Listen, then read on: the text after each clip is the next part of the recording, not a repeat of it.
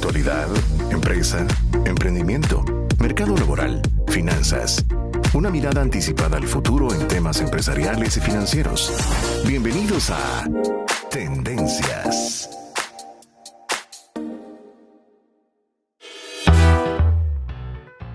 Y gracias a Dios, amigos, hoy es lunes 21 de agosto. Y gracias por permitirme acompañarlos en el tráfico.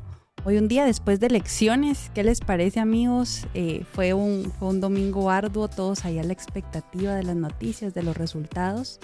Pero bueno, ya se ejerció la democracia y hoy estamos arrancando una nueva semana, siempre con la esperanza en alto, siempre dispuestos a trabajar, a estar al pendiente de las tendencias de los negocios y de este mundo en el que hoy pues compartimos todos y estamos muy a la expectativa de dar lo mejor de todos nosotros. Gracias de verdad por estar acá y será un gusto para mí acompañarnos en este programa que hemos preparado para ustedes, donde tenemos cápsulas y temas muy interesantes. Vamos a empezar con la primera que nos ha preparado nuestro querido Aner Mejía, Como Pro se llama, así que espero que la disfruten. Arranca la semana con sabiduría y energía. Gracias a Dios, hoy es lunes. En los años 80, el psicólogo Benjamin Bloom lideró un estudio con los músicos, científicos y deportistas más reconocidos de esos años. Los investigadores empezaron a indagar sobre las primeras experiencias de 21 pianistas famosos y descubrieron que al principio de sus carreras no destacaban y tampoco habían ganado sus primeros concursos. Sus primeros maestros no eran ni expertos ni famosos. Normalmente sus primeras lecciones habían sido con profesores de la iglesia o del barrio. Pero con el tiempo, incluso aún sin profesor, los pianistas consiguieron convertirse en los mejores músicos del mundo gracias a practicar y practicar muchas más horas que sus compañeros. Pero, ¿qué los motivaba a practicar tanto? Los pianistas tenían un factor en común. Sus primeros profesores eran amables y pacientes y su familia les brindaba todo el apoyo. Los niños esperaban con ansias la llegada de la lección porque sus profesores hacían de la música algo interesante y divertido. Lo mismo pasó con tenistas, científicos y otros deportistas. No era que fueran tan buenos al principio, se volvieron buenos al practicar y practicar, pero lo que los motivaba a practicar y practicar fueron sus primeros buenos maestros y el apoyo de sus padres. Malcolm Gladwell lo mencionó en su libro Fuera de Serie. Todos podemos llegar a ser expertos si llegamos a practicar 10,000 horas. Es decir, los estudios demuestran que más que el talento innato para ser experto, se requiere el sudor, la disciplina de practicar y practicar. Con 10 horas de práctica, aprendemos lo básico. Con 100 horas de práctica, adquiriremos un nivel medio. Con 1,000 horas de práctica, seremos especialistas. Con 10,000 horas de práctica seremos expertos. Pero recuerda, lo que marca la gran diferencia en que uno desee practicar mucho se basa en el apoyo y las palabras de afirmación, la amabilidad, la paciencia de la familia y de los primeros maestros. Entonces, ¿qué tal si animamos a nuestros seres queridos en lugar de exigir? ¿Qué tal si lo hacemos divertido en lugar de hacerlo una carga? ¿Qué tal si fomentamos la perseverancia en lugar de los resultados inmediatos? ¿Qué tal si vemos a nuestros hijos con el potencial de genios? ¿Qué tal si vemos a nuestros voluntarios o trabajadores con el potencial de estrellas? ¿Qué tal si practicamos y practicamos como profesionales? Sin duda veremos resultados fuera de serie. Iniciamos una nueva semana. ¡Gracias a Dios! ¡Hoy es lunes! Arranca la semana con sabiduría y energía. Gracias a Dios, hoy es lunes.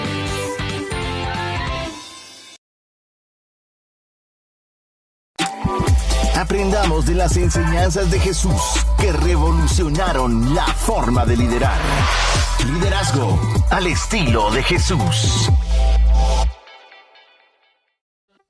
Hola amigos de Tendencias, es un gusto poder compartir con ustedes nuevamente en su segmento Liderazgo al estilo de Jesús. Hoy vamos a hablar acerca de otra característica sumamente relevante del liderazgo de Jesús. Y esto es la enseñanza. Jesús enseñaba y educaba por donde quiera que él iba. Él enseñó a sus discípulos, se tomó el tiempo de entrenarlos, de prepararlos para la gran comisión que tenían que cumplir. Y vean qué interesante, porque si nos ponemos a pensar en lo que dice la Biblia acerca de qué fue lo que Jesús estuvo haciendo durante su paso por la tierra principalmente, podemos decir que se puede resumir en 3 cosas. Él estuvo enseñando, él estuvo predicando y él estuvo sanando a las personas. Pero cuando uno analiza lo que significa enseñar, pues enseñamos a la mente. Y cuando pensamos en lo que significa predicar, en realidad también es una enseñanza, solamente que es una enseñanza para el corazón. Así que si lo analizamos, 2 de las terceras partes en las que Jesús invirtió su tiempo en la tierra tenían que ver con la enseñanza, tenían que ver con entrenar, con desarrollar a las personas. Y eso fue lo que Jesús principalmente vino a hacer cuando estuvo como ser humano en la tierra, y es lo que Él espera que nosotros como líderes hagamos, que nosotros enseñemos, que nosotros nos tomemos el tiempo para desarrollar a las personas que forman parte de nuestros equipos.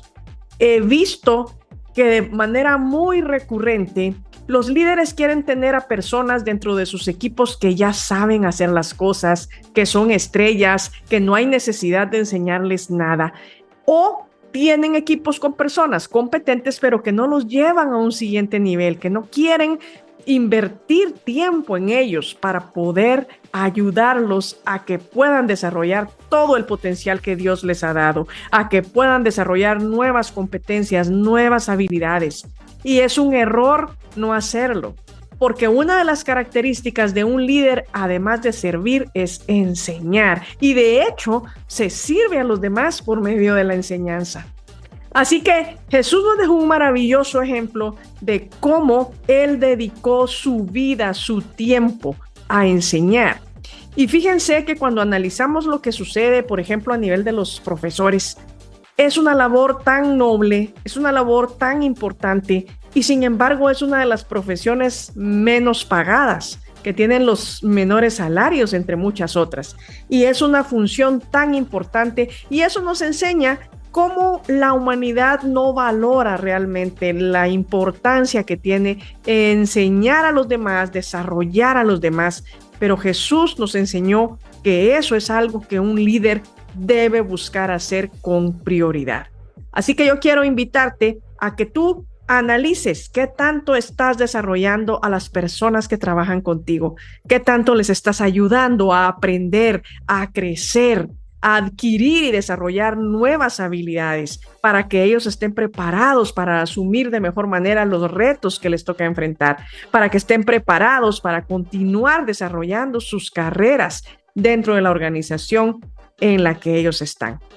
Y con esta reflexión quiero dejarte para que te hagas la pregunta, y si es posible, que también te preguntes: ¿qué puedo hacer para mejorar? ¿De qué manera puedo invertir mejor mi tiempo para enseñar y para entrenar de una mejor forma a mi equipo de trabajo? Les saludo Yulisa Sánchez en una cápsula más de Liderazgo al Estilo de Jesús. Muchas bendiciones para esta semana y nos vemos hasta la próxima. Hola, yo soy Rosalind Cepeda y hoy te traigo un hack para iluminar tu día. Emociones. No siempre es fácil controlarlas o entenderlas, pero es necesario tenerlas y no ignorarlas. Estrés, ansiedad, depresión, no es algo de lo cual avergonzarse. Este hack es personal. He vivido con ansiedad y depresión y solo he salido de ello pidiendo consejo y entregando mis emociones a los pies de Cristo. Primera de Pedro 5:7 nos dice: confíen a Dios todas sus preocupaciones, porque Él cuida de ustedes. Esto fue un hack para iluminar tu día. Soy Rosalind Cepeda. Bendiciones. Estás en sintonía de la radio más fresh de Guatemala. Ilumina FM.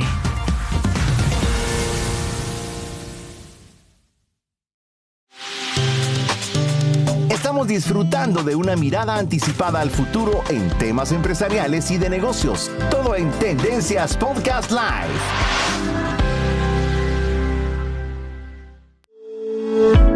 Conozcamos y conversemos sobre las novedades legales que pueden tener impacto en tus negocios, empresa y vida cotidiana. Despacho Legal. Y gracias amigos por seguir acompañándonos. Yo les quiero ofrecer una profunda disculpa porque arranqué el programa y ni siquiera les dije quién nos estaba acompañando en su camino. Mi nombre es Ginny Castillo, como ustedes saben, soy abogada y formo parte del equipo de Tendencias. Y es que estoy muy emocionada de estar acá porque hoy tengo invitados de primera que nos va a desarrollar contenido que está siendo muy comentado y que está siendo de interés de muchas personas. Uno de estos invitados que vienen en esta primera parte de Despacho Legal es el licenciado Elmer Vargas, colega mío, alguien pues no solo muy querido, sino que aprecio y admiro mucho por su amplio expertise en temas corporativos, comerciales, notariales. Y hola Elmer, ¿cómo estás? Hola, bienvenido. Jenny, muchas gracias por la invitación. Estoy muy, muy feliz de estar acá contigo. Muchas gracias. Bueno, Elmer, hoy te invité para un tema y este tema es franquicias. Hemos visto que en Guatemala el sector de franquicias ha ido creciendo y yo no sé si tú sabías, pero según datos estadísticos de la Asociación de Franquicias y después viene un invitado especial por ahí, nos comentan que en los últimos años más de 5,000 franquicias se han aperturado en Guatemala, que ha generado más de 40,000 empleos. Y quisiera conocer desde tu perspectiva cómo se maneja una franquicia tomando en cuenta la perspectiva del abogado. Entonces, empecemos por lo más básico. ¿Qué es una franquicia en sí? ¿Qué es una franquicia? A ver, una franquicia es una figura jurídica que viene a regular las acciones y derechos y obligaciones de las personas, tanto del franquiciante como del franquiciado. Y pues el tema desde el punto de vista legal es que pues no está regulado, ¿verdad? O sea, utilizamos el Código de Comercio, Código Civil, leyes ordinarias, no tenemos una regulación, pero como todos sabemos es una figura que es muy, muy especial para los inversores y pues de ahí podemos jalar ideas de la ley para poder invertir, ¿verdad? Uh-huh. Pero entonces no hay ninguna regulación específica en nuestro país que nos diga las reglas del juego de una franquicia. No, específica no, pero la ley ordinaria nos ayuda a poder construir un contrato de franquicias, porque aparte del contrato de franquicia como tal, el contrato también tiene ciertos contratos accesorios que nos ayudan a regular la relación entre ambas partes. Uh-huh. Si hablamos de las partes que intervienen en una franquicia o en una relación propia franquicia, ¿cuáles serían? El franquiciante, que sería la persona que tiene el conocimiento, esa experiencia, esa expertise que va a trasladar al franquiciatario, que es la persona que va a invertir, que va a recibir ese conocimiento y que va a generar una nueva empresa, una nueva tienda, una nueva compañía, ¿verdad? Y que va a replicar el éxito que tuvo el franquiciante. Esas son las partes que intervienen. ¿Y a cambio de qué? Digamos, si a mí me interesa una franquicia y yo ya contacté al franquiciante, me confirman que efectivamente tienen ese modelo de negocio implementado, ¿cuáles serían los siguientes pasos? ¿Hay una regalía, hay un honorario? Claro, siempre hay una digamos, el franquiciante para poder transmitir su know-how, su saber hacer, va a recibir una contraprestación. Esa contraprestación puede ser un derecho de entrada, puede ser también una regalía, que se pacta dependiendo del tipo de franquicia y dependiendo de las partes, ¿verdad? En donde cada uno, pues, según convenga sus intereses. Obviamente el franquiciante no va a trasladar su conocimiento de gratis, ¿verdad? Porque esa es la idea, que ambas partes ganen. Si no está regulado, pero el modelo de negocio me dice tiene que haber un franquiciante, tiene que haber un franquiciatario. Vamos a suponer que el franquiciante es extranjero, como normalmente se da cuando hay un interés. ¿Qué debiese tener ese franquiciante como mínimo para poder trasladar ese conocimiento al que tiene el interés de recibirlo? El franquiciante como mínimo pues debe tener ya su saber hacer, debe ya haber armado sus manuales, ¿verdad? En donde se pueda documentar toda la práctica que tiene sobre su negocio, ya dependiendo del tipo de negocio que sea, pero pues tiene que estar ya preparado para poder transferir ese conocimiento. También sería necesario que transfiera, por ejemplo, los derechos de uso de marcas, los derechos de uso de patentes que tuviera inscritos, ¿verdad? Entonces ya debe tener todo pues vigente y al día para poder transmitir esos derechos al franquiciatario que puede estar interesado en invertir en su franquicia. Ok, y los contratos accesorios que rigen la construcción de la relación de franquicia, ya que no tenemos regulación, casi que la libertad es de las partes, a qué se comprometen y qué ofrecen. Sí, a ver, pero es que el no tener regulación es que no hay una regulación especial, pero al utilizar la regulación ordinaria, podemos encontrar, por ejemplo, el franquiciante puede ser el dueño de una propiedad que va a arrendar al franquiciatario. Y en ese caso, pues es necesario un contrato de arrendamiento. También un acuerdo de confidencialidad, no voy a andar ahí publicando los secretos de la compañía, ¿verdad? Una licencia de uso de marcas, por ejemplo, que le permita utilizar sus derechos que son propiedad del franquiciante. ¿Qué ocurre cuando en el modelo de franquicia? Yo he escuchado y he visto también contratos en los que una vez se traslada el conocimiento, el franquiciante tiene un interés de también proveerle insumos, materiales, equipo, uniformes. ¿Cómo documentas esa relación y ese traslado de este activo? A ver, sí, lo que pasa es que ahí hay, dependiendo del tipo de franquicia que sea, porque puede haber un franquiciante que solo le interese la regalía, que solo le interese la contraprestación económica. Pero hay otro tipo de franquiciantes que están interesados en ser ellos quienes le venden la materia prima al franquiciatario, ¿verdad? Le venden conocimiento también. ¿Cómo lo documentamos? El contrato de franquicia ahí soporta todo, en donde por ejemplo se pueden obligar a que el franquiciante sea el único proveedor, ¿verdad? En donde pues le va a vender, podemos poner un ejemplo, una tienda de ropa. Es una franquicia en donde usa mi logo, pero está obligado solo a comprarme a mí, mi marca, mi ropa, para que la pueda vender en el lugar que estime conveniente, ¿verdad? Pero eso se documenta en el contrato de franquicia. Ahora vamos a pensarlo a la inversa. Yo tengo mi negocio y mi negocio es próspero, mi negocio ya tiene procedimientos establecidos, ya sé hacer el negocio, ya tengo ese know-how que nosotros mencionamos anteriormente. Me interesa empezarlo a franquiciar. ¿Cómo empiezo? Bueno, yo recomendaría primero hacer una revisión a lo interno para ver que todo lo mío esté al día, esté vigente. Por ejemplo, si tengo mis marcas registradas, pues que estén registradas, que estén renovadas, las que necesiten renovación, que mis patentes que debería de tener al día esté todo vigente, ¿verdad? De ahí debería de armar mis manuales, debería de hacer un estudio de mercado para ver en dónde es posible replicar ese negocio que yo estoy intentando franquiciar, porque pues esa es la idea, replicar el negocio y que sea próspero, y eso sea lo que yo le voy a vender al franquiciatario. Amigos, si ustedes quieren enviar sus consultas y aprovechar el expertise del licenciado Elmer Vargas, por favor utilicen el teléfono 3043-8888 y vamos acá a leer sus comentarios y vamos a intentar resolverlos todos. Entonces viene la primera, Elmer. Ya inscribí mis marcas.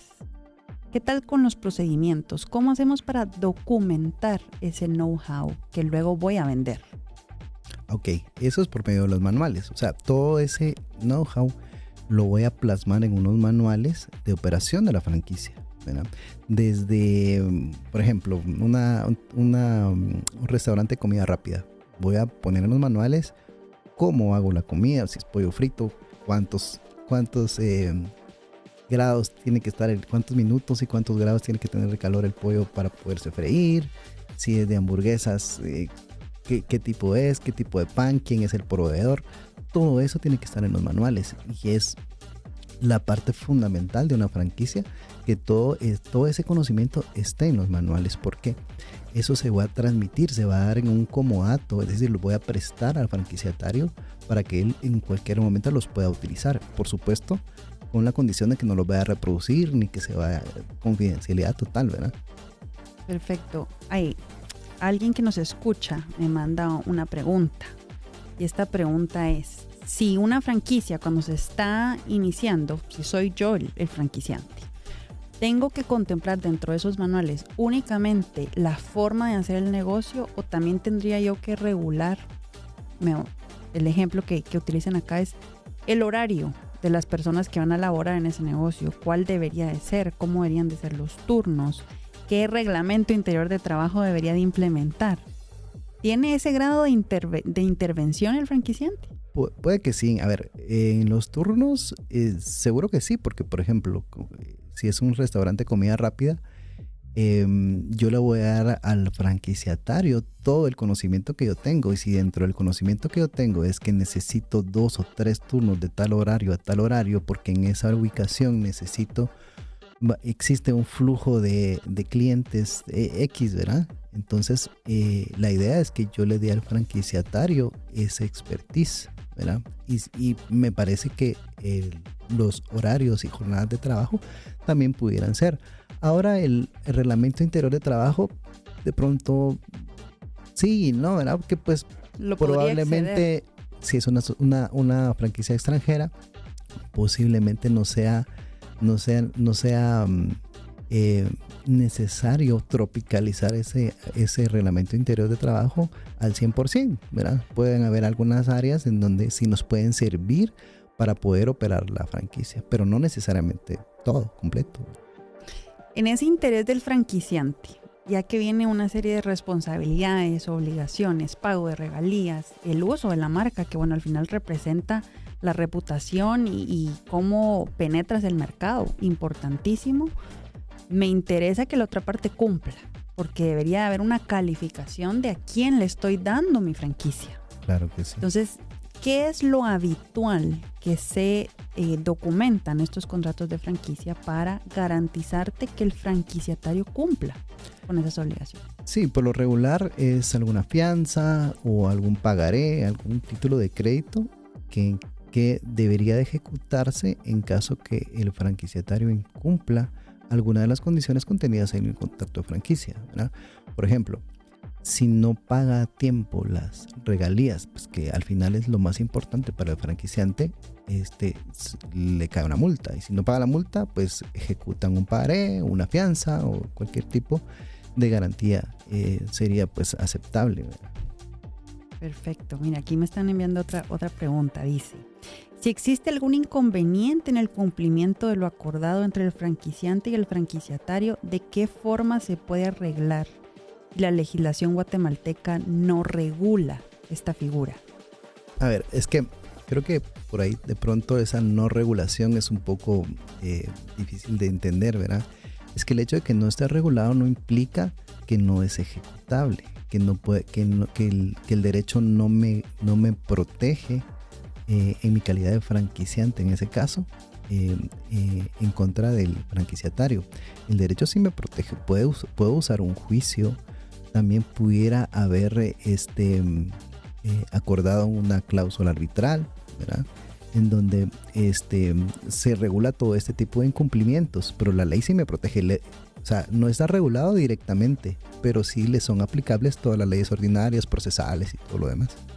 Estoy leyendo aquí otro escucha que me dice: en algún momento leí un contrato de franquicia y me asusté, porque dentro de la forma de resolver cualquier conflicto o controversia resulta ser que me mandaban a tribunales de otro país, a leyes de otro país. Entonces, ¿qué hacemos? En ese caso, ¿es válida esa cláusula? Sí, totalmente válida. Por lo regular, si son franquicias internacionales, pues se va, por ejemplo, si es una franquicia que nació en Nueva York, seguramente los tribunales de Nueva York van a ser los que van a ejecutar cualquier incumplimiento, pero para eso es necesario que se puedan asesorar de un buen abogado si van a ser franquiciatarios en Guatemala, para poder negociar la forma de resolución de conflictos, porque para el franquiciatario no va a ser económicamente viable resolver una disputa en Nueva York si es una franquicia pequeña, pues. Entonces ahí es donde la asesoría legal debería de pues hacer su trabajo y pues de alguna forma conseguir una forma de resolverlo sin meter en ese problema económico al franquiciatario, ¿verdad? Y mira que esto que tú nos comentas va en línea con lo que Georgina Jiménez me comparte al 3043-8888. Mira qué interesante. Dice, considero que es importante acudir a un consultor de franquicias. Aquellas personas que deseen franquiciar su negocio para conocer si su negocio puede o no ser franquiciado. Que era lo que comentábamos antes. No todos los negocios son objeto de una franquicia si no hay un estándar mínimo. Georgina, excelente aporte y de hecho en el siguiente segmento nos va a acompañar un experto en franquicias que nos va a hablar en esos pasos, qué se hace y cuál es la tendencia que este sector está teniendo para poder penetrar el mercado guatemalteco, sin lugar a duda. También nos agregan, es importante que ambas partes estén asesoradas legalmente para que puedan conocer cuáles son sus obligaciones y derechos, tanto para el franquiciante como para el franquiciatario. Y en ese sentido, también es común que en estos contratos hayan cláusulas de confidencialidad, como tú ya lo decías, pues se está transmitiendo conocimientos, se está transmitiendo una forma de hacer un negocio, pero también se ve con mucha frecuencia una famosa cláusula que los abogados conocemos como no competencia. Contanos un poquito de este tipo de cláusulas y qué contempla para el franquiciatario. Ok, la no competencia en ese caso, pues es una cláusula que impone el franquiciante. Por ejemplo, tal vez así con ejemplos es más fácil de explicar y entender también. Si yo tengo un restaurante y lo voy a franquiciar, le voy a entregar al franquiciatario los derechos sobre esa marca, ¿verdad? El franquiciatario que me va a comprar esa franquicia la va a operar y va a adquirir ciertos conocimientos muy importantes, ¿verdad? Como, no sé, cómo hacer la comida, a qué temperatura, cuál menú, los precios, dónde va a estar ubicado.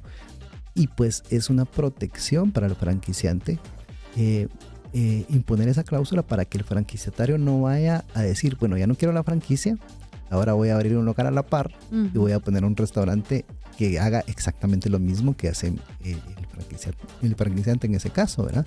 Entonces, por lo regular se pone una cláusula de 3 o 5 años de no competencia en donde el franquiciatario se obliga a no replicar o no tener la calidad de comerciante en un restaurante de las mismas con las mismas actividades, ¿verdad? Claro, y ahí hay un reto importante porque cuando se trata de una industria de productos o bienes es fácil decirlo, no lo puedes replicar, pero cuando se trata de una franquicia de servicios, ese es un reto que tenemos ahí los abogados, donde vivimos discutiendo hasta qué punto una obligación de esa sería válida. Sí, porque también está el derecho al trabajo. Por ejemplo, una franquicia de, digamos, servicios legales, ya que nosotros somos abogados, ¿verdad? Si yo le pongo una cláusula de no competencia a un abogado, pues lo estoy obligando a no trabajar en cierto periodo, ¿verdad? Entonces, pues ahí hay ciertas condiciones que habría que evaluar, ¿verdad?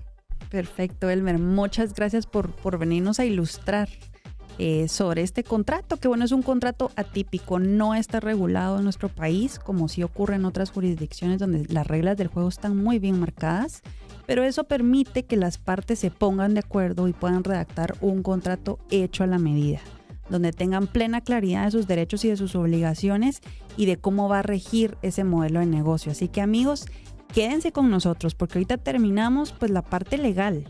Ya les dimos un buen preámbulo. Ahora nos va a acompañar un experto y nos va a contar cómo se está moviendo este sector en Guatemala. Para ti, ¿qué es fresh? Para mí, fresh es fresco. Para mí, fresh es lo más novedoso. ¿Y para ti, qué es fresh? Ilumina FM. Fresh Sounds.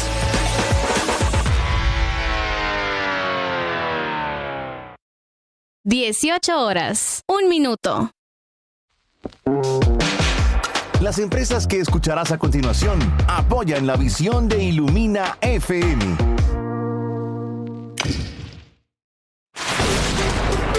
equipos dañados por tormentas eléctricas o sobrevoltajes? Actualmente los picos de voltaje son los responsables de daños a los equipos eléctricos en un 75%. Prevenga estos daños con supresores de transientes ProSurge. Cuentan con certificación de alta gama a un precio competitivo. Cat Plus, generando soluciones eléctricas. Distribuidor autorizado de la marca ProSurge.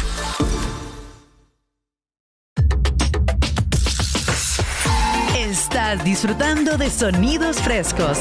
Escuchas Ilumina FM.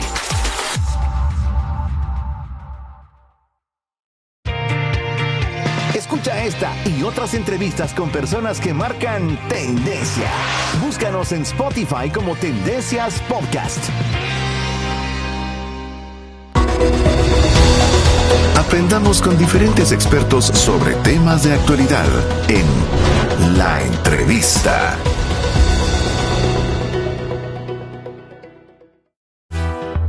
Y buenas tardes a todos. Bueno, yo les anuncié que traía un experto y así lo es. En el segmento anterior hablamos del modelo de negocios de franquicias desde una perspectiva estrictamente legal. Entonces, pues no nos quisimos quedar cortos, trajimos a un experto desde la perspectiva del modelo de negocios per se y me acompaña José Fernández. Hola José, ¿cómo estás? Bien, Ginny, muchas gracias por tu invitación. Muy contento de estar contigo y con tu audiencia y encantado de compartir estos pensamientos, ideas y experiencias con todo el público que está interesado en conocer más sobre este modelo de negocio que ha probado ser el de mayor éxito en la historia moderna, ¿no? Para expansión de compañías. Excelente, muchas gracias. Voy a compartir un poquito de tu currículum para que la audiencia pues pueda apreciar con mayor intensidad tu conocimiento. Y es que José Fernández es el presidente de Frank Corp para Latinoamérica. Es la consultora líder mundial en el desarrollo de cadenas de franquicias desde 1976. La compañía tiene su sede principal en Chicago, Estados Unidos, y ha sido responsable de crear 3,000 cadenas de franquicias en 40 países a través de distintos países y continentes. Entre sus clientes se destacan marcas reconocidas como lo es McDonald's, Holiday Inn, Pollo Campero y Nestlé, entre otros. Tienes una trayectoria de 25 años, José, en la industria de franquicias en Estados Unidos, México, Centro y Sudamérica, y ha sido consultor en la creación de 400 franquicias, cadena de franquicias en 14 países. Actualmente ocupa el puesto de director ejecutivo de la Federación Iberoamericana de Franquicias con sede en Brasil. Es fundador y director ejecutivo de la Asociación Guatemalteca de Franquicias. Así que, bueno, José, muchas gracias por estar acá compartiendo con nosotros. De verdad, muy agradecidos con tu tiempo sobre todo. Y me gustaría empezar con una pregunta muy sencilla. Cuéntanos cómo ha sido el panorama actual de las franquicias y a lo largo de tus 25 años de experiencia, ¿cuáles son las tendencias significativas que has logrado observar? Bien, puntualmente creo que es importante hacer un punto de inicio a partir de cuando llegaron las franquicias a Guatemala, ¿no? La primera franquicia que llegó a nuestro país fue en 1969 y fue la cadena Pizza Hut. ¿Okay? Luego, en los años 80, mediados de los años 80, empezaron a llegar la mayoría de compañías de franquicias, generalmente de los Estados Unidos y de los giros de la comida rápida, ¿no? Hamburguesas, pollo frito, pizza, etc. Y a finales de los años 90, finales de los años 90, es cuando empiezan a darse los primeros intentos de franquiciar negocios de origen guatemalteco. ¿Okay? Y es así como en 1994 nace como franquicia Pollo Campero. ¿Okay? Y eso, digamos, marcó el primer punta de lanza. Luego, a inicios de los años 2000, es cuando nace como tal la industria guatemalteca de franquicias. Y aquí es un cambio importante, porque hasta ese momento, la única forma que tú tenías como inversionista de tener una franquicia, de convertirte en franquiciado o franquiciatario, era contar probablemente con más de $100,000 y traer una franquicia generalmente de los Estados Unidos. ¿Okay? A partir de entonces, del año 2002 puntualmente, se empieza a generar una industria nacional de franquicias que viene a democratizar el modelo, digamos, porque empiezas a encontrar modelos de negocio en muchas menores inversiones, mucho más bajas, y en una diversidad de giros que ya no son los típicos de la comida rápida, ¿no? Sino que empiezas a encontrar servicios profesionales, peluquerías, gimnasios. Los restaurantes siempre son importantes, sin embargo, hoy representan el 50% del mercado. El otro 50% está compuesto por el comercio minorista, servicios, etcétera. Y se puede empezar a encontrar franquicias a partir, en promedio, te diría, de los 100,000 quetzales. ¿Ok? Hoy eso es lo que puedes encontrar en el mercado. Puntualmente, durante estos últimos 20 o 25 años, nace la Asociación Guatemalteca de Franquicias. Esto fue en el año 2007, en agosto del 2007. Y fue resultado de que para ese entonces ya habíamos un grupo de compañías que habíamos dado los primeros pasos en formar un sector profesional, ¿no? Y una industria nacional con verdadera clase mundial. Y decidimos organizarnos como gremio. Esto empezó a impulsar, y el cambio principal es la educación. Encontramos franquiciados más informados que toman mejores decisiones de negocio, ¿no? Y también, por otro lado, encuentras que ya no solamente las grandes compañías se franquician, sino encuentras a negocios generalmente pequeños y medianos que empiezan a expandirse con franquicias también, y eso también es muy bueno para el país y para el mercado. Por la vía de las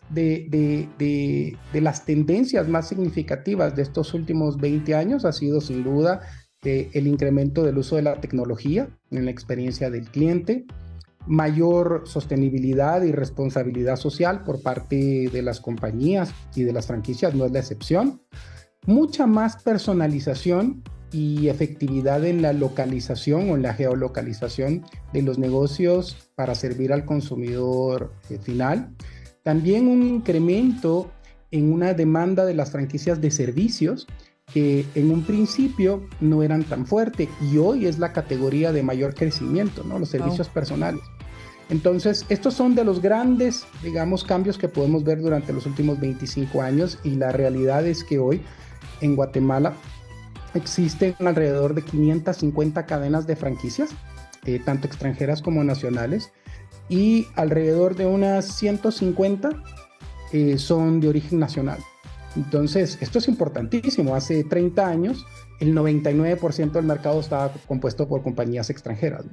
Entonces, es un momento muy importante para la industria en nuestro país. Excelente, mira qué dato tan interesante. José, ¿tú crees que estas tendencias están moldeando el panorama empresarial y del emprendimiento? Es decir, el perfil del franquiciatario, llamémoslo así, tiende a ser alguien que labora en una relación de dependencia, un emprendedor. ¿Qué has observado? Realmente también hay una evolución en términos te mencionaba hace un ratito. Te estamos perdiendo un poquito de audio. A un perfil de franquiciatario. Sí, aquí estoy. Sí, hola. Perfecto. Hola, ¿ahora sí? Ahora sí. Vaya, perdón por la inestabilidad de la conexión.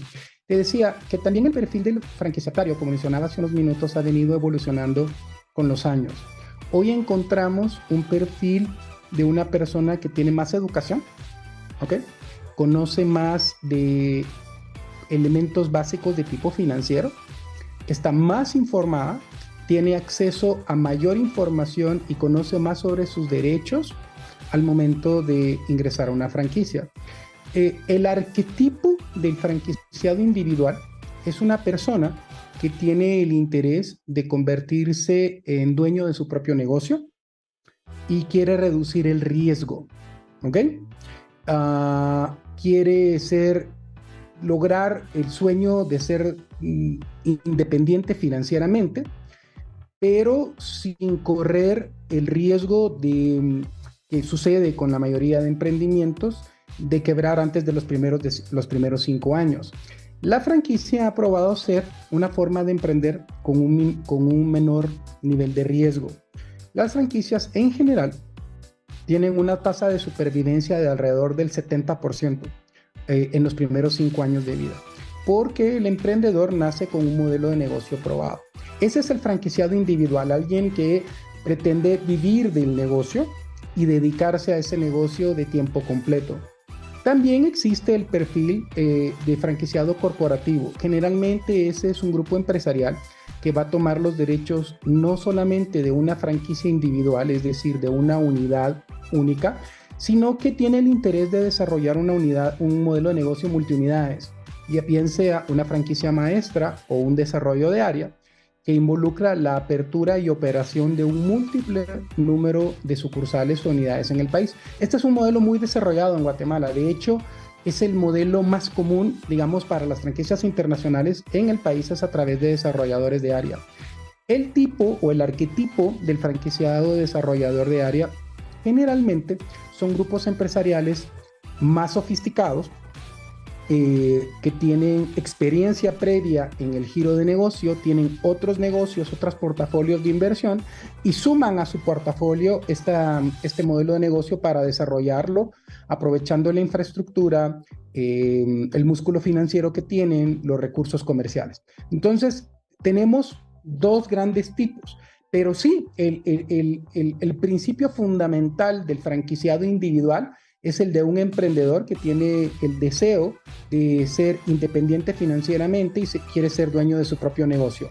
Generalmente gente que está llegando a su mediana edad, que ha trabajado como empleado, como tú mencionabas hace un ratito, y se plantea su futuro profesional y de repente toma la decisión de invertir unos ahorros que tiene o invertir en el patrimonio que tiene, él y su familia, generalmente también en parejas, y decide invertir en el negocio. Por supuesto que hay un rango de edad desde los 20 y tantos años hasta los, 80 años, eso no es un impedimento, pero en general los franquiciados alrededor de arriba de los 30 años es donde más empiezan los inversionistas a plantearse el invertir en una franquicia. O sea que estamos justo en la edad del MER. Entrando. Es ahora o nunca. Nosotros teníamos un par de consultas que discutíamos en el primer segmento, José, donde hablábamos de las franquicias desde una perspectiva estrictamente legal. Okay. Por favor, Elmer. No, es que yo tengo una duda, porque desde el punto de vista del desarrollador de la franquicia, ¿cómo hacemos para prevenir que pues una persona individual, ¿verdad? Una persona normal como nosotros, ¿verdad? Que no sea abogado, mortales, que no le ofrezcan una franquicia? Pues, lo que pasa es que le pueden vender, un retorno del 100% en un año, una cosa así. ¿Cómo podemos prevenir que no sean estafados, que no sean engañados? Porque muchas veces la gente pues tampoco se asesora, firma documentos, entrega plata y no sabe que está firmando, ¿verdad? Pero desde el punto de vista del desarrollador, ¿cómo podemos hacer para prevenir que la franquicia que se le está ofreciendo no sea pues un engaño? Ajá. Aquí es donde la figura, encantado de conocerte, Elmer, es un placer igualmente. Aquí es donde la figura del documento llamado Circular de Oferta de Franquicia tiene una enorme relevancia en el modelo de negocio. Como ustedes mencionaron hace algún momento, antes cuando estaba entrando a la entrevista, en Guatemala no hay una legislación específica en materia de franquicias. Puntualmente en América Latina, una legislación como tal existe solamente en estos momentos en México, en Brasil y en Argentina. Sin embargo, el franchising ético es algo que desde la Asociación Guatemalteca de Franquicias hemos venido promoviendo desde hace 16 años y de una forma muy fuerte. Existe una figura que se llama Circular de Oferta de Franquicia. Es una figura de un documento legal que tuvo sus inicios en 1971 en los Estados Unidos, como resultado precisamente de evitar fraudes o estafas de compañías que sin escrúpulos estaban vendiendo franquicias y en el espíritu de proteger al inversionista de estas estafas o de malas prácticas, nació en los Estados Unidos la obligación para las compañías franquiciantes de presentar un documento que en Estados Unidos se abrevia como FDD, que significa Federal Disclosure Document o documento federal de información, y es una información de tipo precontractual que cualquier franquicia debe proporcionar a sus candidatos a franquiciados previos a la firma del contrato de franquicia. Hoy nuestra recomendación para los inversionistas en Guatemala es que, aunque la ley no lo exija en el país, una franquicia profesional y ética debe presentar un documento llamado circular de oferta de franquicia. La circular de oferta presenta al menos 13 puntos de información precontractual que el inversionista debe conocer antes de firmar el contrato de franquicia. Por ejemplo, ¿de qué se trata el negocio? ¿Cuáles son los antecedentes que tiene? ¿Cuál es la historia del negocio? ¿Cuáles son los montos e inversiones que como franquiciado voy a tener que realizar? ¿Cuáles son los derechos de propiedad intelectual y que existan debidamente, que existan esos derechos de propiedad intelectual como marca registrada? Realmente la marca debe estar registrada ante el registro de la propiedad intelectual. ¿Cuál es el alcance y el costo de la capacitación inicial, la asistencia técnica que el franquiciado va a recibir, la duración del contrato?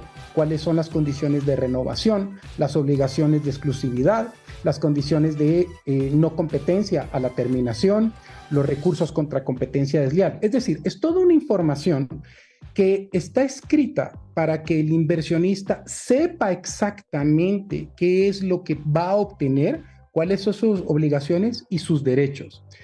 Esto se complementa ante la recomendación también de que el inversionista contrate los servicios de un profesional, de un abogado. Invertir en una franquicia es una decisión de vida que yo te diría que probablemente luego de casarse o de comprar una casa, probablemente invertir en una franquicia es una de las decisiones más importantes que va a tener una persona a lo largo de su vida. Por lo tanto, es algo que tiene que hacerse con mucho cuidado y acompañarse de expertos, un abogado que le ayude al inversionista a entender cuáles son sus obligaciones, cuáles son sus derechos, de un analista financiero que le ayude también al inversionista a entender que es un negocio y que tiene riesgos también la franquicia, como cualquier negocio, y cuál va a ser el punto de equilibrio y cuál va a ser el retorno de la inversión y cuál es el margen. En fin, la respuesta se resume en una oración muy poderosa: investigue antes de invertir. Con eso se reducen los riesgos de invertir en un negocio que no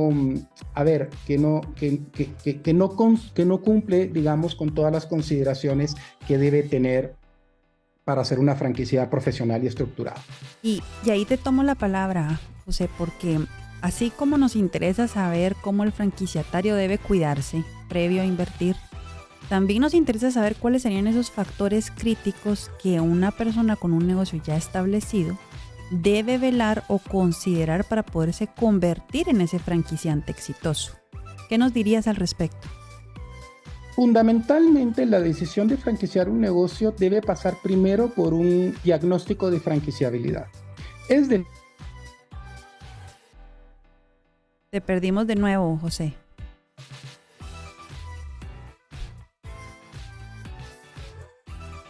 ¿Sigues con nosotros? Bueno, y mientras tanto recuperamos a José, que está acá representando a la Asociación de Franquicias de Guatemala. Le damos la bienvenida a Sergio Herrarte.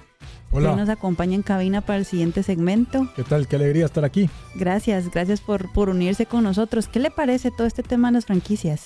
Pues es un tema fascinante, dinamizante de una economía, definitivamente. Y Guatemala tiene muchísimo potencial en el tema de franquicias. Pero definitivamente tiene un grado de complejidad mayor o muy similar al de cualquier otro tipo de negocio, ¿verdad? No necesariamente una franquicia exitosa en X y lugar lo va a hacer en otra parte. Algo interesante que a mí siempre me ha parecido fascinante es comprender y entender. Disculpen ustedes, aquí estoy de regreso. Está José. Qué bueno, pero disculpen José, ustedes, tuve un problema de tecnología. Justo les estaba contando, José, que que una de las cosas bien interesantes es mantener los estándares también de calidad de una franquicia. Es decir, cuando yo compro un Almacarrone, que es el que se me viene a la mente y no es casualidad que lo menciono, es difícil para Almacarone, por ejemplo, lograr que en otra zona no estén vendiendo tacos, por ejemplo, con tal de dinamizar el negocio. Entonces, es mantener esos estándares también es complejo. Es un trabajo de dos vías, creería yo, ¿no? No solamente el que tiene la franquicia, sino que el que vigila la franquicia. Pero creo que José ahí en ese sentido es experto.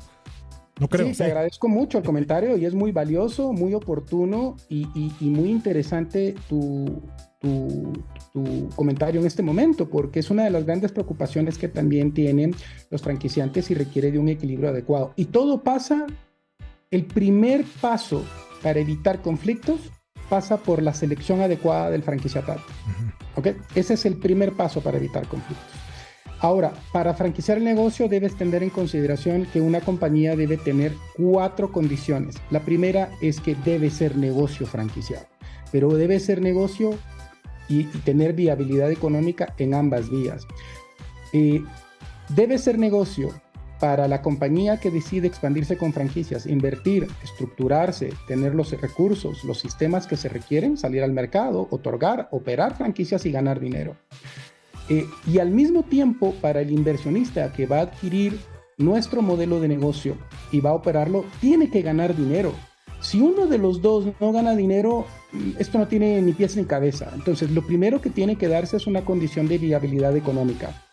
Lo segundo es que el negocio realmente pueda ser clonable, que pueda ser reproducible en cualquier mercado, en cualquier ciudad, y que la compañía tenga la disposición de poder compartir con su éxito. A veces tú tienes un modelo de negocio muy bueno, el producto es bueno, pero los dueños de la compañía no tienen la disposición de compartir su éxito con un tercero, o se sienten muy recelosos de compartir información. Porque una cosa, a ver, yo entiendo que una preocupación pueda ser de que pierdas control.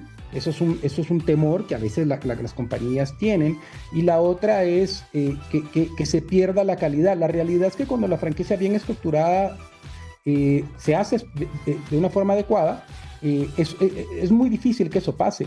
Pero ciertamente esto debe ser parte de qué es las condiciones que un negocio debe cumplir para poderse franquiciar. Y por último, te diría yo que ese negocio tenga la probabilidad en el mercado abierto de inversiones y de franquicias de salir al mercado, operar y tener éxito. Como mencionaba hace un principio, si tú vas a franquiciar un negocio de pastelerías, debes tener en cuenta que ahora ya no solo estás en el negocio de los pasteles, sino que también estás en el negocio de las franquicias, y tú te estás convirtiendo en un modelo de inversión, en una propuesta de inversión. Por lo tanto, vas a competir contra otros negocios que no tienen nada que ver con tu negocio de pasteles, pero tú estás compitiendo por los recursos económicos del inversionista.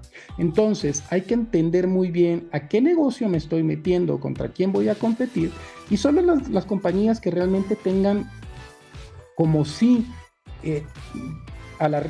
como de respuesta a estas preguntas deberían expandirse a través de franquicias. Mientras estas respuestas no sean un sí rotundo, lo mejor es seguir trabajando, porque realmente tampoco las franquicias, digamos, son la panacea, no es la única opción de inversión. Existen otras opciones de inversión. Las franquicias no son para todo. Por eso es que es importante que si vamos a expandir con franquicias, hagamos un proceso definido y preparado, ¿no? Y eso va a reducir problemas de cabeza, va a reducir conflictos con franquiciados y la probabilidad de tener problemas importantes en el mediano y largo plazo. Claro. Hablábamos en una de las primeras preguntas sobre la tecnología y cómo las tecnologías emergentes pudieran estar impactando el sector de franquicias. ¿Qué has observado, José? Bueno, primero, y esto no es privativo solo de las franquicias, por supuesto, pero las franquicias, al ser cadenas de negocios, generalmente este tipo de compañías cuentan con recursos para implementar primero que otros modelos de negocio, ciertas tecnologías como puntualmente pueden ser la inteligencia artificial. Aquí lo que nosotros estamos viendo es que en las cadenas de franquicias existe ahora mayores inversiones para personalizar a través del uso de los datos las preferencias de los clientes y poder ofrecer recomendaciones más relevantes y personalizadas.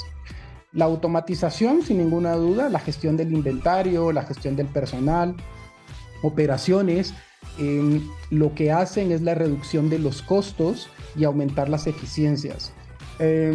La utilización de recursos como los chatbots, los asistentes virtuales, para brindar una mejor comunicación con los clientes, es algo que ha crecido de forma, yo te diría, exponencial en los últimos 5 años.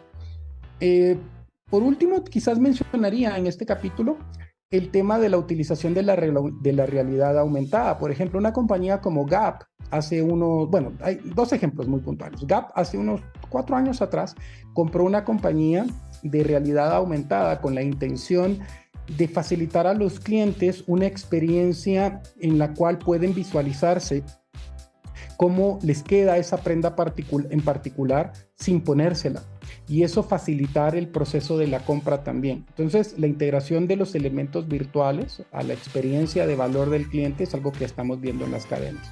El otro, y es un buen ejemplo de esto también, son la utilización de la tecnología con menor personal, como lo puede hacer Amazon Go, donde no hay recurso humano. Ya es un modelo que es muy interesante. Si bien uno puede pensar que esto solamente existe en los Estados Unidos, la realidad es que hay una cadena en Honduras que abrió operaciones hace 3 semanas con probablemente arriba del 80% de automatización de procesos sin personal.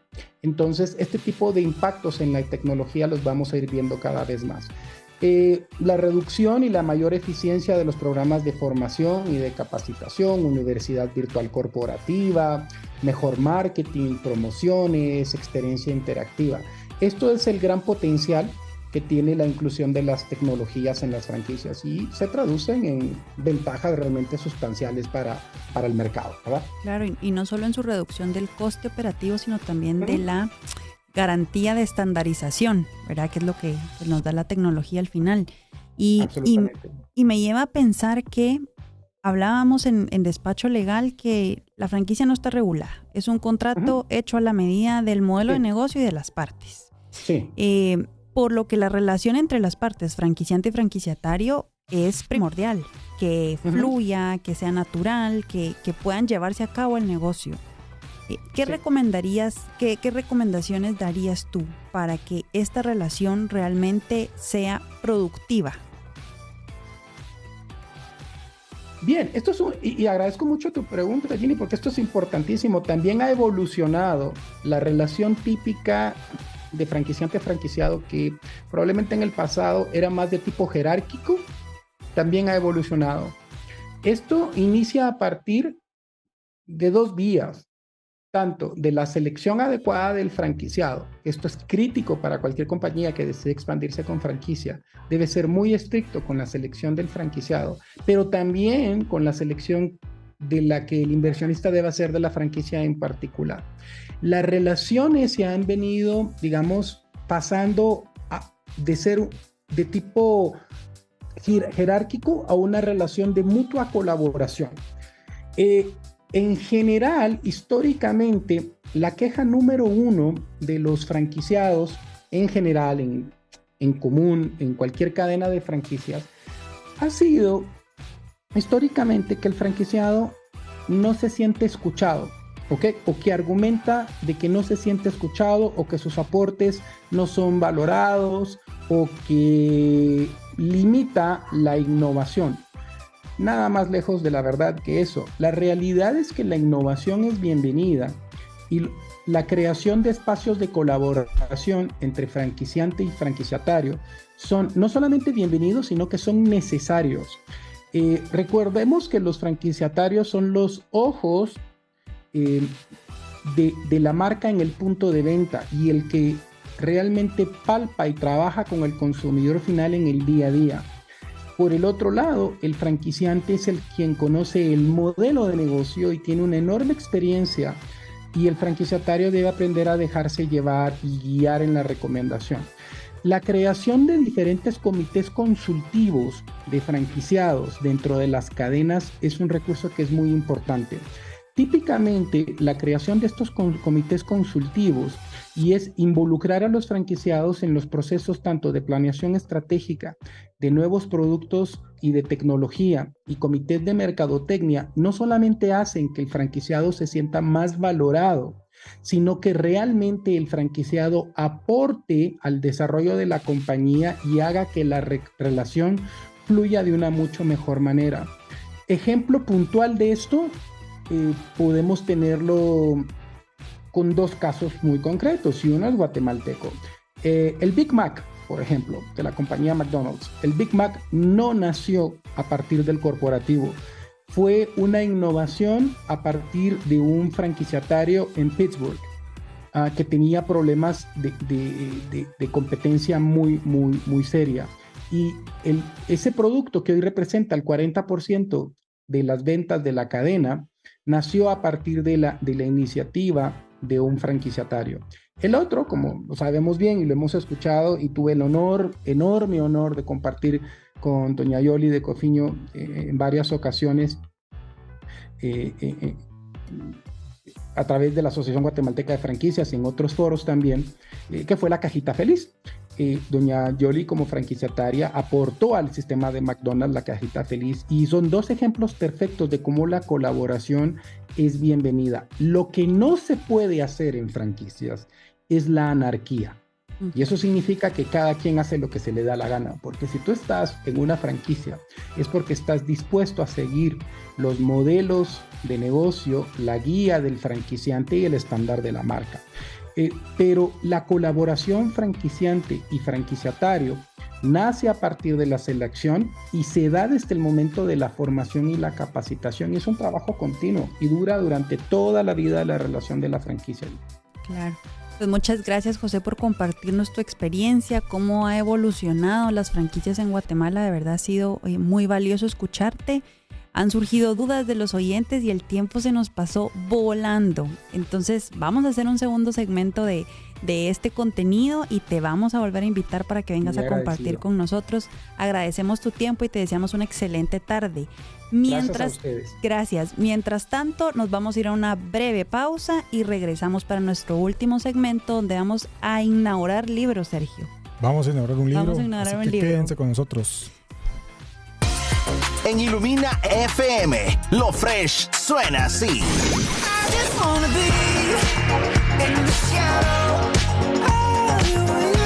Escucha lo más fresh de la radio en Ilumina FM 98.1. Muchos hijos no son planeados por sus padres, sino por Dios. El propósito divino tuvo en cuenta el fallo humano. Dios nunca hace nada por casualidad.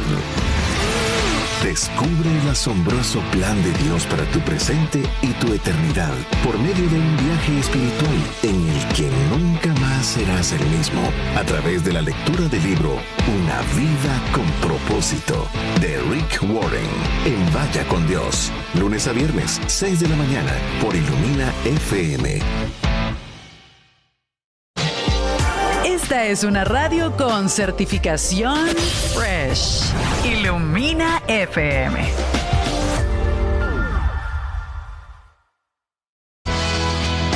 Comenzamos la semana con Tendencias, nuestro podcast live que trae contenido de actualidad de negocios, empresa, mercado laboral, emprendimiento y mucho más. Escuchas Tendencias. Hola, ya estamos de regreso. Ya estamos de regreso. Fantástico. Yo me fui como un par de meses y aquí ya veo a todos mejor que hace 3 meses. Por supuesto. Todos en forma, una sonrisa sin... Me voy a ir más tiempo. pero miren, estamos leyendo un libro fantástico. Yo, la verdad, Aner me ha sorprendido varias veces con varios títulos de libros, pero creo que esta vez Esta vez se rayó. Y Anne nos escucha, así que le mandamos un caluroso saludo. Por eso es que hay que ser educado y no voy a hacer bromas por las cuales me sacaron varios meses. Ya no las voy a hacer. Pero estamos leyendo este libro que en inglés se llama The Wisdom of the Bullfrog, que se traduce la sabiduría del rana toro. ¿Cómo se llama? La rana toro. Rana toro. Rana toro, ¿verdad? ¿Pero tiene un nombre en español o así se llama? ¿Rana toro? Rana toro, una ranona. Una ranona. Y es escrita por un almirante que se llama William McRaven. Y mire, es un libro que habla de liderazgo. Y lo que me encanta de la introducción del libro, antes de hablar del autor, es que él trabaja todo el libro alrededor de mantras. De mantras que fue descubriendo en su carrera de formación militar, luego académica y ahora consultiva para negocios. Pero son mantras que él dice que sirven para momentos de crisis o para momentos para guiarlo a uno en su carácter cuando uno se le olvida. Y mucho tiene que ver con la guerra, cuando uno está en medio de una batalla, en medio de una balacera, por ejemplo. Que Dios lo libre a uno. Pero para un soldado es algo para lo cual entrena, natural. Tiene que recordarse de esos anclas para seguir avanzando, para ser una persona honorable, una persona de carácter en momentos difíciles. Y de eso trata el libro. Y no sé qué piensan ustedes dos. Bueno, yo el autor, de hecho, hay otro libro también muy, muy conocido de él que se llama Tiende tu cama. Es un libro también con muchas analogías desde las aristas militares. Muy bueno ese libro. Es corto, creo que uno en unas 2 horas se podría leer ese libro. Entonces, él comenta también ahí sobre su experiencia en temas de marina y militar. Y investigando un poquito más acerca del título del libro, porque sí está como extraño, ¿verdad? Cuando vi yo el título del libro dije, bueno, que tiene que ver una rana, pero realmente este apodo de Bullfrog viene, se lo dan únicamente a las personas que han estado, o que son, mejor dicho, SEALs de la Marina de Estados Unidos y que tiene el mayor tiempo sirviendo. Entonces, en este caso, este almirante en 2011, si no estoy mal, logró alcanzar esa distinción, ¿verdad? No es algo formal per se, pero es como que era el único en ese momento que podía alcanzar porque era el que más tiempo llevaba siendo SEAL. En aquel entonces 37 años trabajando en el ejército de Estados Unidos. Lo meten como comandante de fuerzas especiales de la Marina en ese entonces, y ahí es cuando él se gana ese apodo, ese mote. Entonces por ahí viene también la parte del título del libro, ¿verdad? Es como decir, bueno, mi sabiduría puesta aquí en temas de liderazgo.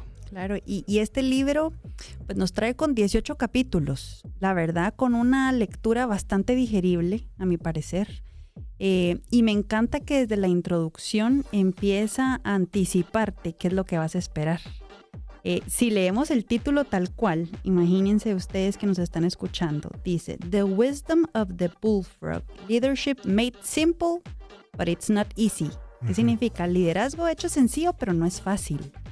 Y empieza a contarnos en su introducción pues un poco de su carrera y de todas las travesías que tienen que atravesar los militares para poder llegar a ser distinguidos, para poder, bueno, también permanecer vivos, ¿no? Seguro. Y bueno, y hay una parte que me gustó mucho de la introducción porque dice, todos atravesamos por lecciones, no importa qué seas, no importa qué seas. Y dentro de estas lecciones, algunas van a traer dolor, pero todas van a traer valor. Ese apartado realmente me impactó, porque si lo llevamos a nuestra vida profesional y a nuestra vida personal, cuando de pronto estamos inundados de problemas, de proyectos y sentimos que no estamos avanzando y nos sentimos inundados, hay que recuperar esas lecciones que estamos aprendiendo en la marcha y encontrarles su valor. Es correcto, y tal vez una parte importante acá, querido oyente, es que el libro va a ir enfocado al liderazgo. Y hay algo que me gusta predicar de cierta manera, y es que un líder no necesita tener un cargo, es decir, tengo que ser jefe, tengo que ser gerente. Usted puede ser líder en el lugar donde usted se encuentra. Usted puede ser líder en su familia, usted puede ser el líder en la universidad, obviamente puede ser el líder también en la organización en la que usted trabaja, ya sea dado por un nombre de posición o bien porque simplemente usted tiene esos dones y talentos. Y lo que dice, comenta Ginny ahorita, es justamente eso, que en cualquiera de esos ámbitos uno va a tomar o le va a tocar en algún momento atravesar momentos difíciles y complicados, y alguien tiene que dar el primer paso. Y yo creo que en este sentido este libro es lo que nos va a ir guiando en términos de en qué situaciones nosotros debemos demostrar, el autor lo dice, carácter. Y solo para complementar también la parte de introducción de este libro, hay una parte que el autor le llama en este libro y también en el libro de Tiende tu cama, de la semana del infierno le llama, que es el entrenamiento que tienen que pasar estos marines de Estados Unidos para convertirse en SEALs. Y justamente él hace mucha, en el libro de Tiende tu cama, él hace mucha analogía de lo que cuesta pasar esa semana. Entonces él dice, bueno, yo pasé esa semana, pasé no solo con un equipo, varias tropas que han pasado por manos de él, y eso es lo que el autor va a compartir en este libro como, o mejor dicho, qué rasgos de carácter debemos de tener los líderes al momento de enfrentar estas situaciones que parecen fáciles, pero realmente son difíciles. Claro. Y mencionan en estos 18 capítulos, vamos a recorrer por algunas cualidades o habilidades personales que el lector identifica como promotores de un liderazgo, llamémosle así, y otras acciones puntuales que nos llevan a ese liderazgo. Pero también menciona mucho del carácter, y así es como empieza el primer capítulo. Y me encanta el nombre del primer capítulo porque se llama Death Before Dishonor. Muerte antes que deshonor. Sergio, ¿qué opinas del primer capítulo? La palabra honor, empieza el capítulo diciendo, es algo mítico, ¿verdad? Mítico, honor, ¿qué es honor? Y mire, realmente si lo pensamos fríamente, a uno le enseñan valores de una forma un poco superficial en su día a día. Hay instituciones que no, como lo es el ejército, por ejemplo, porque hay mantras, hay mística, así le llaman, que uno tiene que aprender estando ahí. Yo fui bombero municipal, no es nada cerca a ser soldado, pero hay mística, ¿no? Le enseñan a uno la mística, porque a la hora de los cuentazos pues uno se tiene que acordar de algo. Yo creo que en el mundo cristiano existe, por ejemplo, por qué leemos versículos y por qué los recordamos en momentos difíciles, o así debería de ser. Pero ¿qué es honor? Dice el autor, y el autor dice, el honor es eso que uno puede decir, mi palabra es un roble, la gente puede confiar en mi palabra, yo voy a cumplir con mis promesas, la gente puede confiar en mí. Y yendo más allá en un mundo de liderazgo, es la gente que depende de mí puede confiar en mí. Eso se gana, como vamos a ver ahorita, pero empieza por ahí el libro. Es decir, antes de ser deshonorable, antes de mentir, antes de permitir que otros roben, antes de yo robar, me muero primero, ¿verdad? Y eso va a guiar mi vida. No siempre me van a premiar por eso, pero voy a dormir tranquilo, diría yo, y lo hemos leído en otros libros. Entonces, eso es el core del libro, del capítulo 1, de que muerte antes del deshonor. Y a mí hay 3 preguntas que mencionan en este capítulo que entran fuerte, ¿no? Al inicio de un solo, y las apunté porque sí me gustaron mucho y quiero compartirla con ustedes. Una dice, ¿honras a tu familia siendo un hombre o una mujer virtuosa? Es una palabra, es una pregunta relacionada al honor. ¿Honras a tu país sirviéndole en la necesidad? Extrapolémoslo un poco, tal vez no necesariamente al país, pero en su comunidad, en su iglesia, en su grupo, donde usted esté. Honra a las personas con las que está. Y honras tu fe siendo piadoso y reverente. O sea, hace preguntas bien profundas que uno analizando dice, bueno, ¿de qué se trata honor? Es tener, el autor menciona ahí también, es como tener una brújula, tener una guía, y lo decía Sergio ahorita. O sea, mi palabra, mi forma de ser es un roble, yo no voy a cambiar de acuerdo a las circunstancias. Y de repente, querido oyente, ¿cuántas veces usted ha visto en términos de liderazgo cómo cambian los líderes ante las circunstancias? Y tal vez ahorita se me atravesó puntualmente un ejemplo en el fútbol, en los equipos, cuando hay un líder dentro del equipo y de repente la cuestión se pone fea. ¿Cuál es la actitud que tiene este líder o el capitán dentro del equipo ante los momentos difíciles, ¿no? Entonces, el autor dice, la honra o el honor no se va a torcer por nada. Y es algo que uno como líder tiene que modelar dentro de su casa, dentro de su trabajo, dentro del ámbito en que uno esté, de tal manera de ir formando una cultura, es lo que dice el autor, ¿verdad? Que el honor va generando una cultura dentro de los equipos de trabajo. Y yo quiero agregar algo ahí. ¿Cómo lo van a calificar a usted? Y cómo va a calificar usted a los demás. Y él da un ejemplo bien interesante sobre la guerra en Afganistán, en Irak, perdón.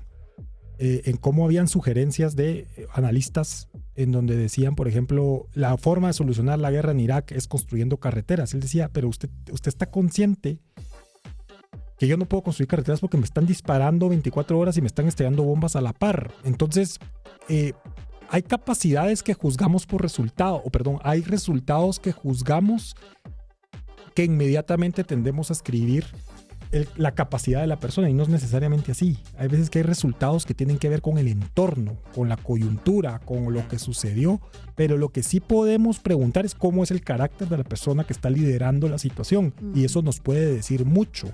Es algo que yo he comenzado a hacer de un tiempo corto para acá, para ser sincero, de comenzar a ver quiénes rodean la toma de alguna decisión y ver por qué tomaron esa decisión, y cambia toda la perspectiva de las cosas, y que uno sea capaz de decir, yo tomé la decisión correcta porque estoy confiado en que mi carácter es el correcto, puede cambiar un veredicto, por ejemplo, ante un resultado que es juzgado como malo por otra persona, o el tiempo le dará la razón de que usted efectivamente tenía razón, como suelen ser las buenas y decisiones éticas. Muchas veces el tiempo da la razón porque tal vez no trajeron ganancia en el corto plazo, como suelen ser las decisiones malas.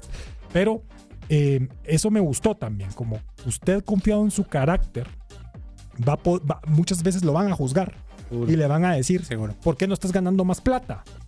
Y usted puede venir y decir, porque tengo carácter y tengo principios y valores. y es una decisión, es un tema difícil, ¿verdad? Pero es ahí donde se tiene que mantener fuerte y tiene que pertenecer también a instituciones que sepan valorar eso, pienso yo. No, y para cerrar con broche de oro el primer capítulo, hay una parte donde el autor lo que dice es, el liderazgo no es fácil. Y con mucha frecuencia yo escucho que es muy difícil y que da miedo.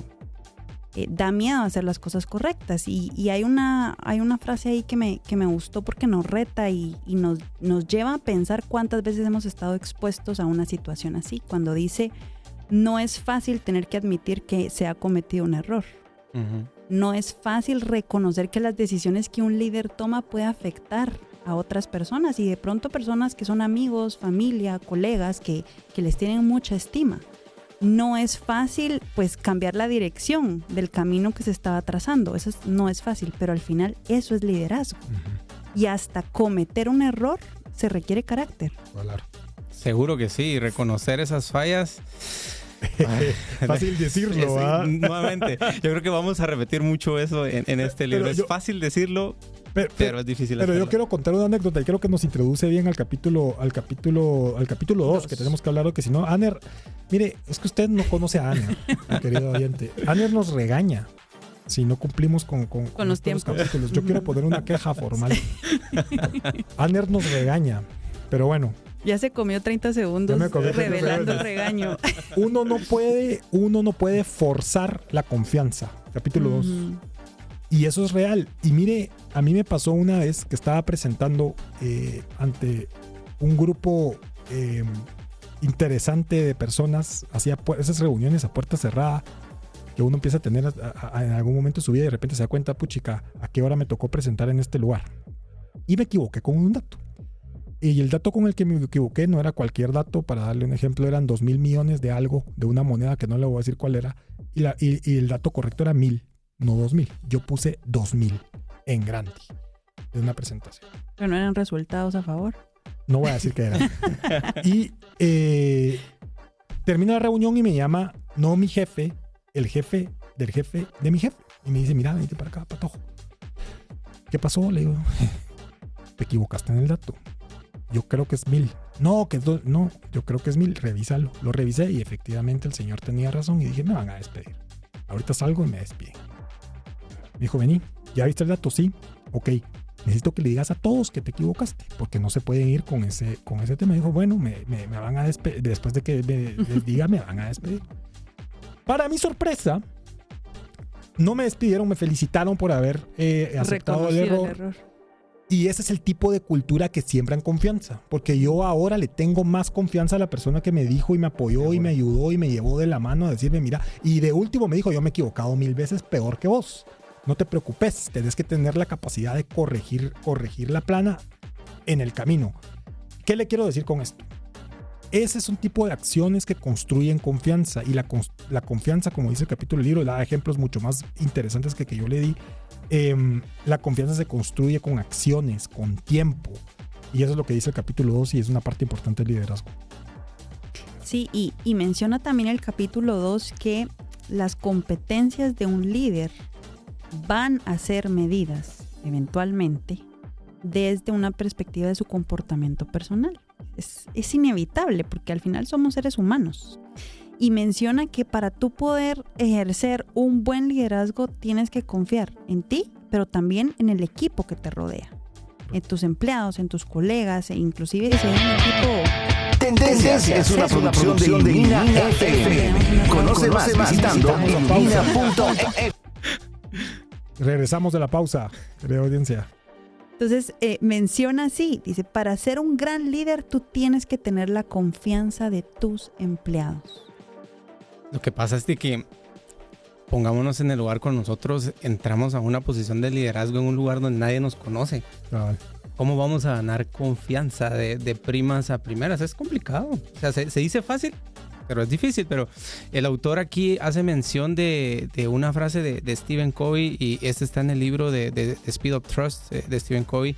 Y en ese libro Stephen habla, y el autor también aquí hace referencia a dos cosas fundamentales que como líderes debemos mostrar a un equipo de trabajo nuevo o pues ya con el que hemos trabajado ya tiempo, ¿no? Y uno es el carácter y otro es la competencia. El carácter básicamente es lo que decía Ginny ahorita, es cómo se modela usted, qué principios y valores usted refleja, cómo demuestra usted que puede ser una persona de confianza. Y el autor ponía un ejemplo cuando él fue propuesto como canciller de la Universidad de Texas, y él decía, yo no tenía conocimiento de nada porque yo soy militar, no tengo nada académico que mostrar, y sin embargo él dice, para yo ganar confianza yo tenía que llegar temprano, trabajar duro, quedarme tarde, tener un plan, cumplir promesas, admitir errores y demostrar que todo eso importaba. Eso solo en la parte de carácter.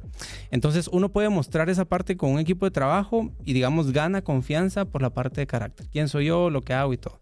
Pero por la otra parte también son las competencias. ¿Qué tan competente es usted, querido amigo, en el rol o en la posición que usted está? Porque si usted es un gerente, voy a poner un ejemplo ahorita, un agente de ventas, pero pasan 6 meses o un año y usted no vende nada, usted puede tener el mejor carácter, pero su gente no va a confiar en usted. Y entonces en ese sentido arma el autor, y también lo dice Stephen Covey, usted tiene que mostrar carácter y también competencia, es decir, de resultados, y conforme usted da resultados la gente va a confiar en su trabajo. Entonces eso es sumamente importante, y no dar por sentado que porque yo entro siendo jefe, siendo gerente o lo que sea, la gente ya automáticamente va a confiar en uno. Excelente, y es real la fórmula, ¿no? Competencia y carácter y competencia. Por ejemplo, si usted no cumple sus promesas, la gente no va a confiar en usted. Y eso creo que involucra las dos cosas, ¿verdad? Yo prometo algo, bueno, Sergio es una persona de palabra, pero si no cumplo, porque no pude, porque no fui lo suficientemente competente, pues ahí es donde empieza hay algo extraño ahí. Hay una distorsión. Hay una distorsión, correcto. Y creo que eso nos lleva al tercer capítulo. Correcto. Que no sé si se quieren saltar ya al tercer capítulo. Pero sí, de una. Sí, vamos.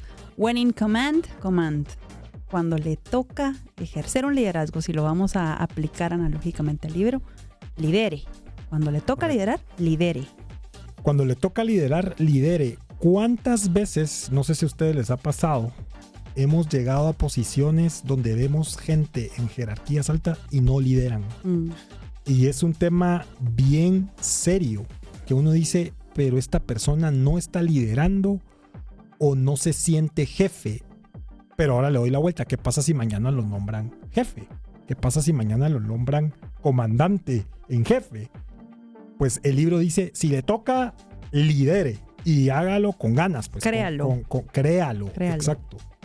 Y el autor hay una historia que cuenta ahí de un almirante también, que él tuvo que tomar decisiones por allá de los años 1930, 1940 durante la Segunda Guerra Mundial, y que inclusive dentro de la historia de este comandante, él traía una historia que él había encallado un barco grande de la Marina de Estados Unidos. Entonces, digamos que esas cosas preceden a veces el prestigio de alguien. Y eso a veces, querido oyente, usted pudo haber tomado una decisión errónea en el pasado y usted vive con eso pensando que en el futuro usted puede volverlo a cometer. Pero el autor cuenta la historia de este almirante que él no se dejó llevar por eso, y en algún momento, cuando fue esta Segunda Guerra Mundial y estaban los japoneses atacando, ellos tenían que contraatacar. Y básicamente la guerra el éxito de esto dependía de las decisiones que esta persona iba a tomar. Y le dieron 3 de los barcos más grandes que tenía en aquel entonces la Marina. Pierde uno, pero termina ganando la guerra. Entonces él se hace una fama de que al final pues él sí tomó las decisiones correctas en el momento oportuno. Y el autor del libro nos hace una invitación aquí que a mí me pareció muy importante, y aunado a lo que decía Sergio ahorita, ¿qué pasa cuando hay un líder que no está ejerciendo la función de líder? ¿Qué pasa cuando un líder está en una posición y se vive quejando de todo? Uh-huh. Se queja de la empresa, se queja de sus líderes, se queja de los que están debajo de él, los que están a la par. Entonces, ¿qué pasa con el equipo de trabajo? ¿Qué es lo que nosotros estamos aprendiendo de ellos? Y yo les quiero contar una pequeña anécdota que me pasó a mí. Yo fui este tipo de líder en algún momento, no porque no me gustara lo que estaba haciendo, sino me tocó pasar un periodo de prueba laboral físicamente bastante agotador.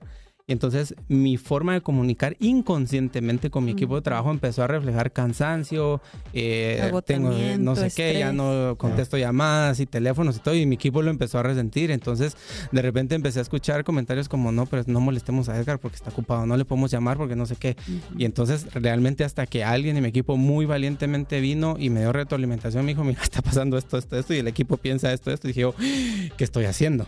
¿Verdad? ¿Qué es lo que estoy haciendo? Estoy dejando de liderar, y como dice aquí la analogía del autor, estoy dejando de tomar el control del barco y tomar el rol de liderazgo. Gracias a Dios logré cambiar esa parte, quité ese vocabulario negativo que a veces puede tener uno. Querido amigo, pasa, somos humanos, nos podemos equivocar, pero es importante reconocer estos errores, darle vuelta, hacerle al equipo saber que sí se estaba cometiendo esto, pero que se va a cambiar, y efectivamente cumplir promesas y hacerlo eventualmente, porque al final estamos llamados para eso, para liderar.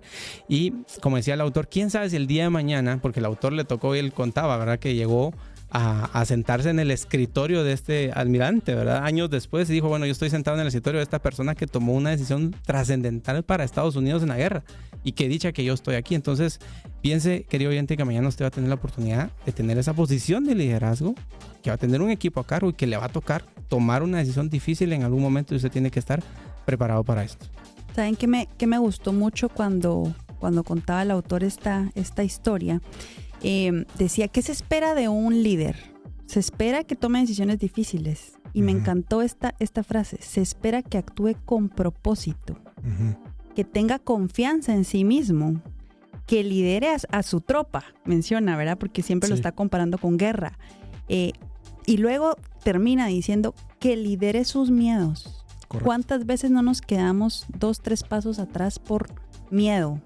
Miedo de no sentirnos capaces, miedo de no sentir que tenemos lo necesario, miedo en cosas que no están bajo nuestro control, cuando toda nuestra fuerza debiese venir de más arriba, ¿verdad? Tenemos un Dios que nos cuida, que nos ilumina, que nos dice y nos da esa confianza que a veces no tiene explicación. Y me gusta mucho cómo el libro lo resume en un breve párrafo, ¿verdad? Lidere sus miedos y lidere.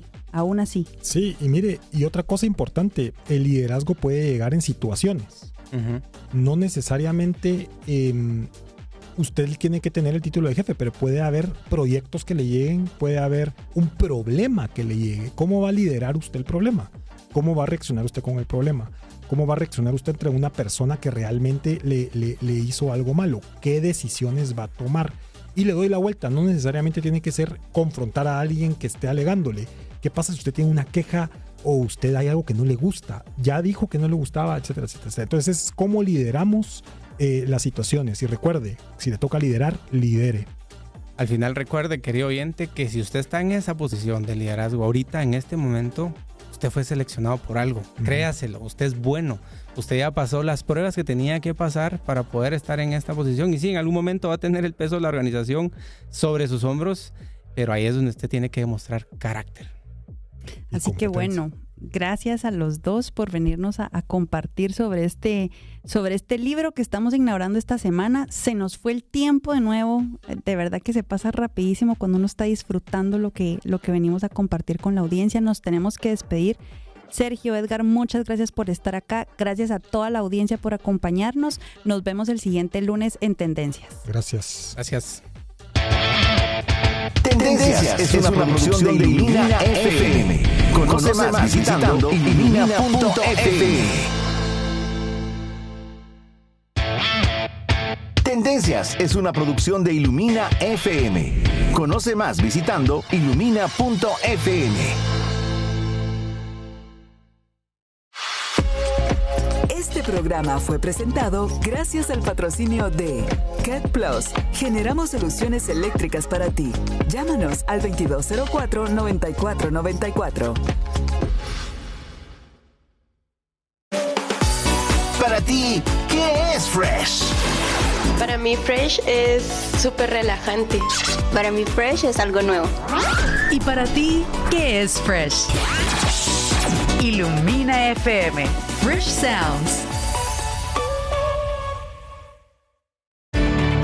La hora llega a ti gracias a World Vision. 19 horas, 2 minutos.